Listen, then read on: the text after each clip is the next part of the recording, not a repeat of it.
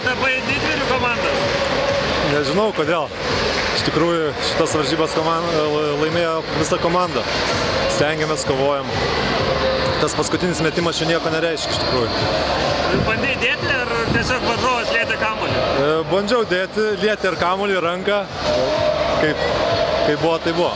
Na, kas paveikė komandą, kad po tokio įspūdingai sužaisto finalo prieš 3 dienas šiandien žaidėte tarsi ir ne savo žaidimą?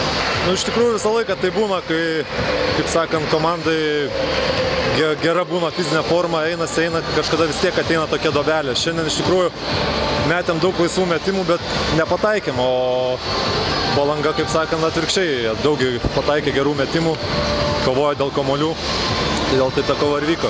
O nemanai, kad čia paveikė tas emocinis pakilimas po pergalės? Ne, aš nemanau, nes treneris labai ir prieš varžybas mus nuteikinėjo, kad turim neatsipalaiduoti, stengtis, kovoti ir panašiai, nes tikrai prieš varžybas mums buvo pasakyta, kad negalim atleisti vadelį.